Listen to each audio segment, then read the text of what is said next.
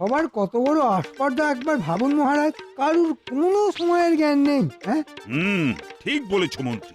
সময় পেরিয়ে গেল অথচ রাজসভার সদস্যদের কারুর দেখা নেই। মহারাজ কিছু মনে করবেন না, এর জন্যে আপনিই দায়ী। হ্যাঁ, রাজসভার সদস্যদের দেরিতে আসার পেছনে আমি দায়ী? আগে হ্যাঁ মহারাজ, আপনিই তো ওদের মাথায় তুলেছেন।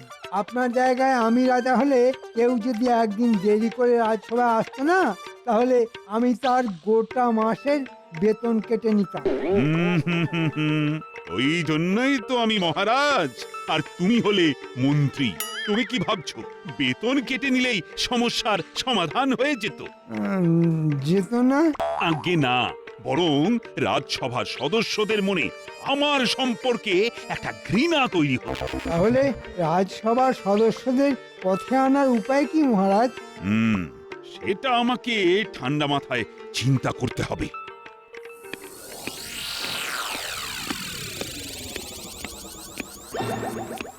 দুঃখিত মহারাজ, খুব দুঃখিত।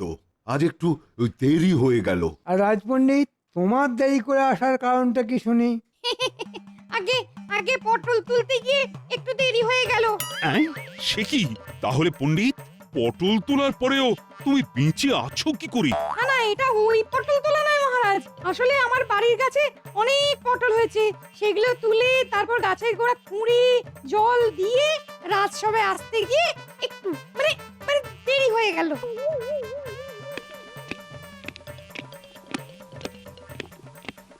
ওই দেখুন মহারাজ, বাকিরাও এসে পড়েছে। কি ব্যাপার, আজ এত দেরি কেন? আসলে আজ মহারাজ বলবেন না মহারাজ, পথে একসঙ্গে নয়, একে একে বলো, একে একে বলো। তাহলে আমি প্রথমে বলি মহারাজ। আসলে আজ সকালে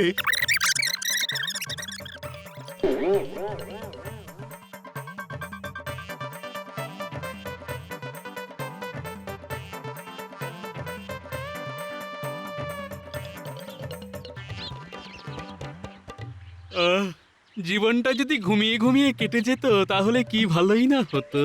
শুধু খাও দাও আর ঘুমাও। না, কিছুতেই চোখ থেকে ঘুমটা যেতে চাইছে না। অনেকটা পথ হেঁটে ফেলেছি, একবার একটু বিশ্রাম নিয়ে নি। দিন দিন আমার বাড়ি থেকে রাজসভার রাস্তাটা যেন বেড়েই চলেছে।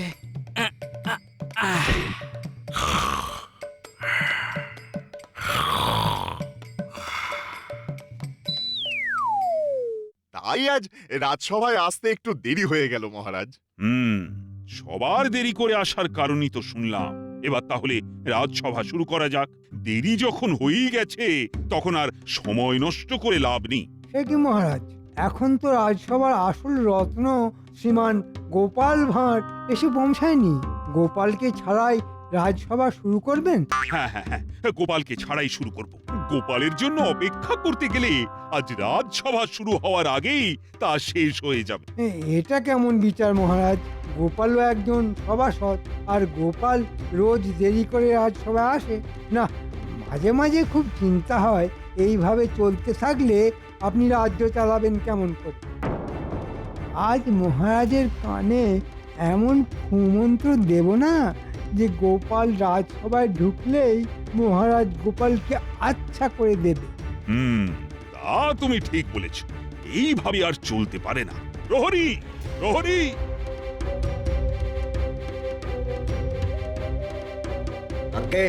যাও তো, গোপাল যে অবস্থায় আছে ওকে সেই অবস্থায় ধরে নিয়ে এসো। এক্ষুনি যাচ্ছি মহারাজ। এই তো আমার কুমন্তরে কাজ হয়েছে।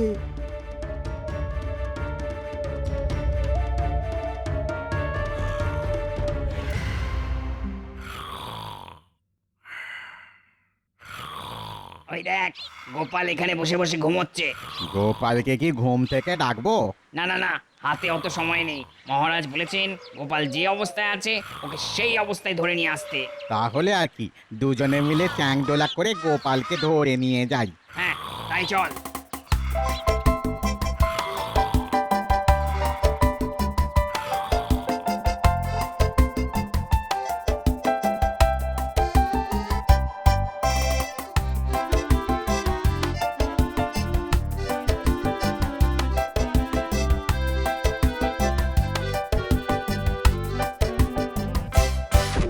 এই যে মহারাজ, গোপালকে ধরে নিয়ে এসেছি।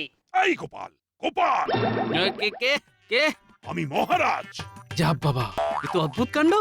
গাছের নিচে চোখ বুঝলাম আর চোখ খুলে দেখি রাজসভায় পৌঁছে গেছি। দূর, নিশ্চয়ই আমি স্বপ্ন দেখছি। এবার আরেকটু ঘুমিয়ে স্বপ্ন দেখাটা শেষ করি, তারপর না হয় রাজসভায় যাওয়া যাবে। এইভাবে হবে না মহারাজ, গোপালের ঘুম ভাঙানোর একটাই উপায় আছে।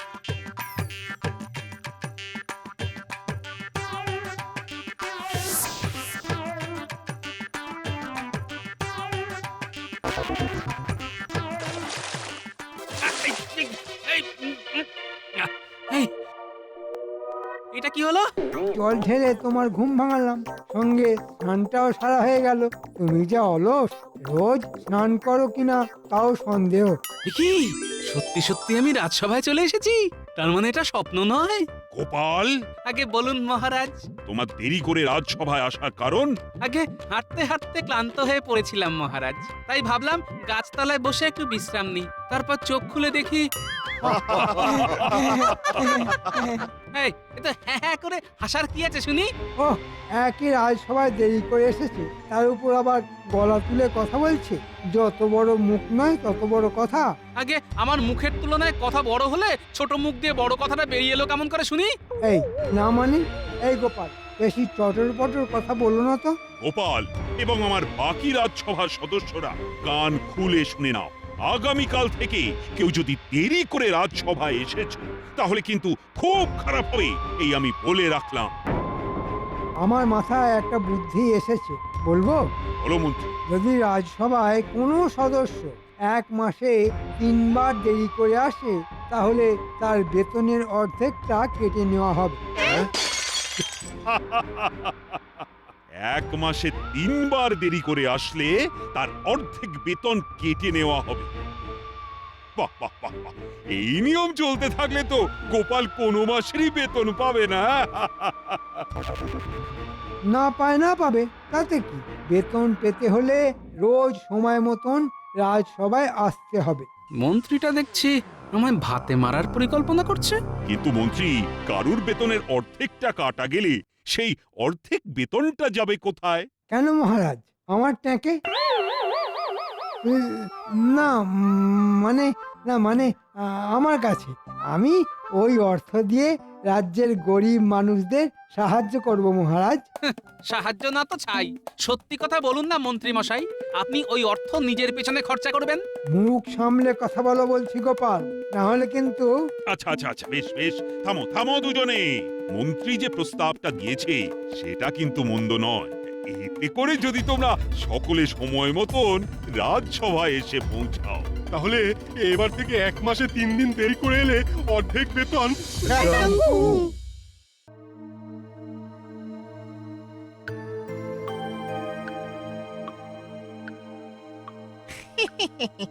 বলুন মন্ত্রী মশাই, এই ভর সন্ধেবেলা ডেকে পাঠালেন কেন?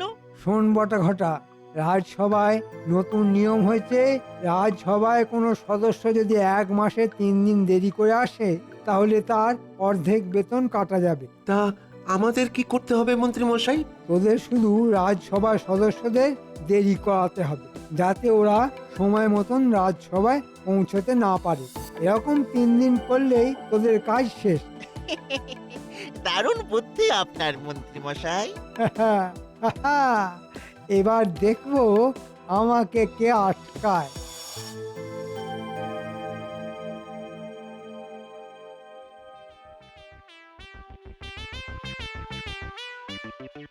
উফ, আজকেও দেরি হয়ে গেল। 3 দিনের মধ্যে থেকে 1 দিন মনে হয় গেল। তাড়াতাড়ি তাড়াতাড়ি পা চালান রাজবৈদ্য মশাই। দাঁড়ান দাঁড়ান বৈদ্য মশাই, দাঁড়ান দাঁড়ান। আপনিও দাঁড়ান বিজ্ঞানী। পথ আটকালে কেন তোমরা? আর বলবেন না বৈদ্য মশাই, শরীরটা না একদম ভালো নেই। কেন? কি হয়েছে তোমার? সমস্যা, অনেক সমস্যা। হ্যাঁ বৈদ্য মশাই, মানে যেমন ধরুন ওই চোখ বুঝলেই না কেমন ঘুমিয়ে পড়ছি, আবার ঘুম ভাঙলেই চোখটা না আপনি আপনি খুলে যাচ্ছে আর জল না খেলে কেমন একটা ওই তেষ্টা তেষ্টা পাচ্ছে। হ্যাঁ, আরো কত রকম সমস্যা বুঝলেন না? ও তাটকে মস্করা হচ্ছে আমার সঙ্গে। না, আজ আর সময় মতন রাজসভায় ঢুকতে পারবো না। উফ, উফ কি জ্বালাতন, আজও রাজসভায় ঢুকতে দেরি হয়ে গেল। কিছু বলবে গোপাল? তোদের সঙ্গে কথা বলতে আমার বয়েই গেছে।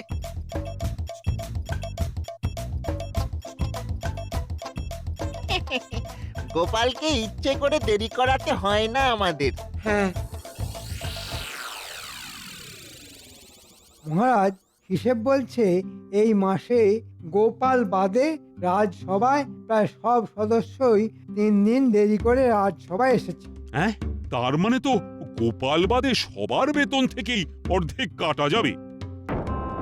ইস, শেষ দিনে এসে আমি দেরি করে ফেললাম, না হলে আমার অর্ধেক বেতনটা কাটা যেত না। কেন সেনাপতি, আজ তোমার দেরি হলো কেন শুনি? আর বলো না গোপাল, রাস্তা দিয়ে ছুটতে ছুটতে আসছিলাম, কোথাও কিছু নেই, হঠাৎ হোঁচট খেয়ে পড়ে গেলাম।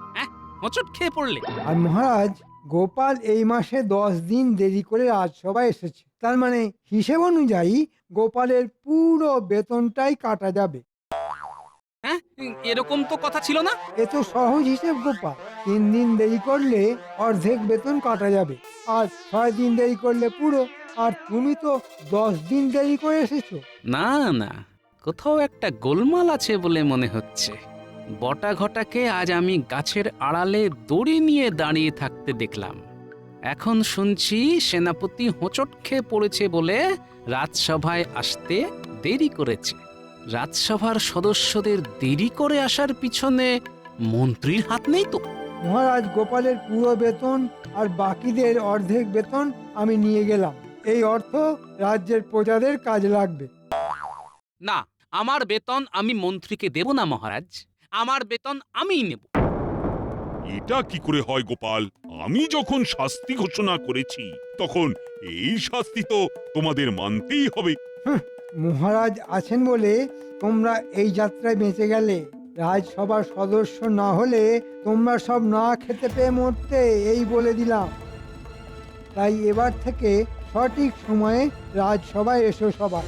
হ্যাঁ, বটা ঘটা থাকতে তোমরা কিভাবে সঠিক সময়ে রাজসভায় আসো সেটা আমি দেখব। মুখ সামলে কথা বলুন মন্ত্রী মশাই, এই বলে দিলাম। মহারাজ আছেন বলে আপনিও এই যাত্রায় বারবার চুরি করার পরেও টিকে আছেন। অন্য কেউ থাকলে আপনাকে এতদিন কারাগারের ভাত রুটি খেতে হতো। দেখেছেন মহারাজ, দেখেছেন গোপালের কত বড় সাহস। আহা, এত ঝামেলার কি আছে? তোমাদের মন্ত্রীর কথা পছন্দ না হলে তোমরা সবাই মিলে মন্ত্রীকে ভুল প্রমাণিত করে দেখিয়ে দাও। সেটা কি করে করব মহারাজ? বেশ বেশ, সেই উপায় আমি তোমাদের বাতলে দিচ্ছি। আমি তোমাদের 3 দিন সময় দিলাম। এই 3 দিন তোমরা আমার রাজসভার সদস্য নও। তাহলে আমরা কে? সেটা তোমরা খুঁজে বার করো। যে কোনো উপায়ে তোমাদের অন্য জীবিকা পালন করে অর্থ উপার্জন করতে হবে। যে বেশি অর্থ উপার্জন করতে পারবে তাকে আমি উপহার হিসেবে 100 মোহর পুরস্কার দেব। কেউ একটা পয়সাও উপার্জন করতে পারবে না মহারাজ, এই আমি বলে দিলাম। বেশ তো, সেটা 3 দিন পরেই দেখা যাবে। তাহলে এই কথাই রইল, আগামীকাল রাজসভায় এসে তোমরা কোন জীবিকা নির্বাচন করলে সেটা আমাকে জানিয়ে যেও। আজকের মতন তাহলে রাজসভা এখানেই শেষ।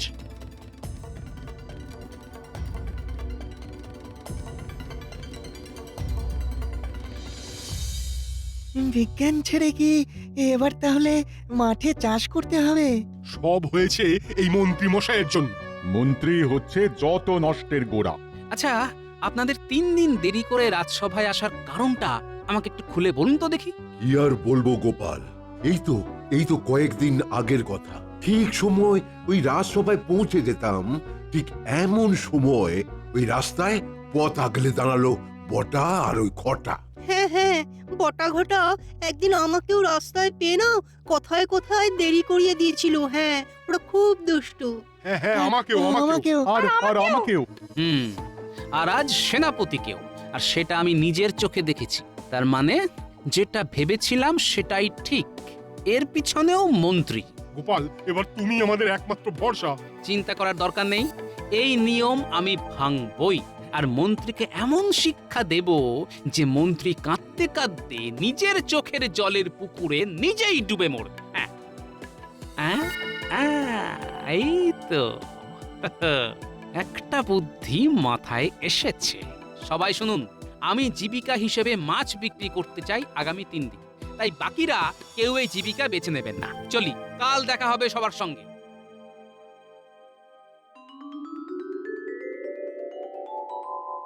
জয় মহারাজের জয়, জয় মহারাজের জয়।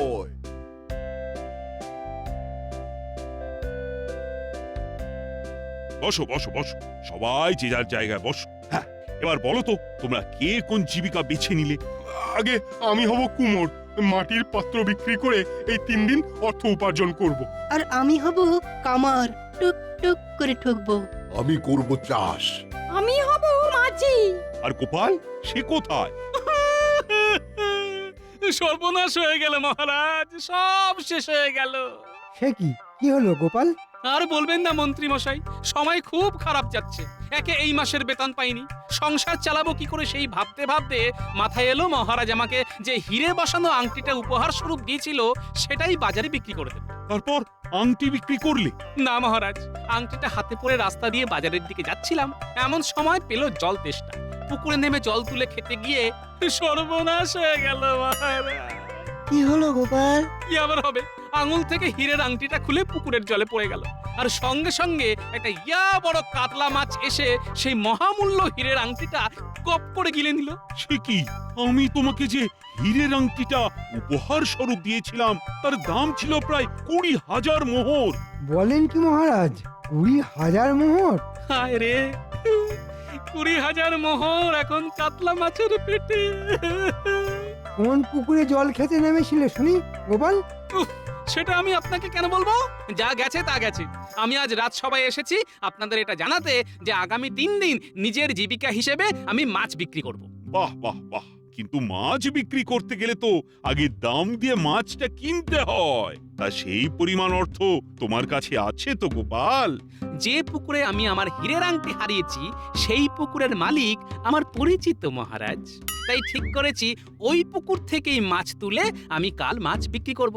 তারপর বেতন পেলে আমি তাকে সব টাকা শোধ করে দেব। বেশ বেশ বেশ। আমার সব শেষ হয়ে গেল গো, 20,000 মোহরের হীরের আংটিটাও চলে গেল। এখন আমি কি নিয়ে বাঁচবো? এইবার জমবে খেলা। হ্যাঁ, গোপাল একটু আগে কি বলে গেল? যে পুকুরে আংটি হারিয়েছে সেই পুকুর থেকেই মাছ তুলে কাল মাছ বিক্রি করবে। তার মানে যে কাতলা মাছের পেটে হীরের আংটি আছে সেই কাতলা মাছটাও কাল বিক্রি হয়ে যাবে। না না, এ সুযোগ ছাড়া চলে না।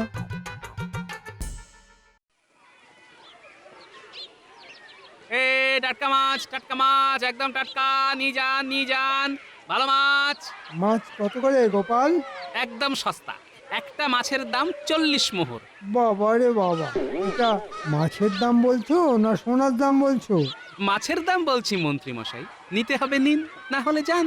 হুম, না না, যাবো বলে তো আসিনি। ঠিক আছে, আমি সব কটা মাছ কিনতে চাই। এই তো ঘুঘু ধান খেয়েছে। নিয়ে যান নিয়ে যান। হ্যাঁ হ্যাঁ হ্যাঁ।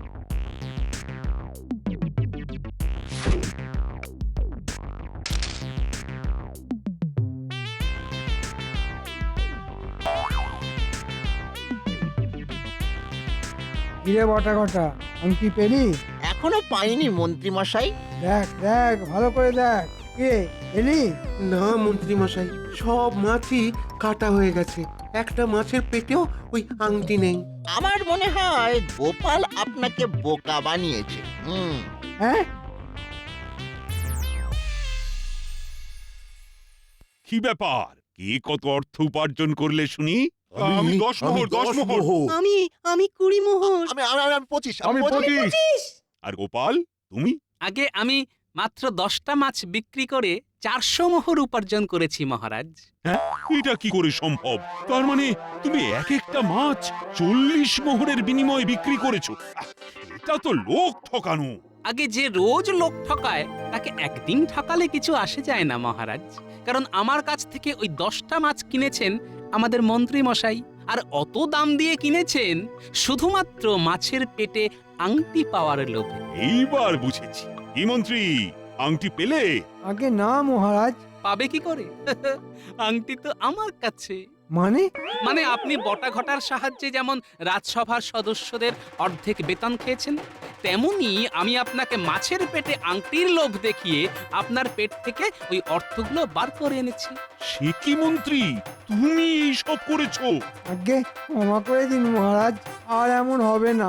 মহারাজ, আমরা প্রমাণ করে দিয়েছি মন্ত্রী মশাই ভুল, তাই এবার থেকে দেরি করে রাজসভা এলে নিশ্চয়ই আমাদের বেতন কাটা যাবে না। না না, যাবে না, যাবে না। আর আমার উপহারটা? এই না, এই না, 100 মোহর। সবাই কাঁটা দিয়ে কাঁটা তোলে, আর আজ আমি মাছ দিয়ে কাঁটা তুললাম।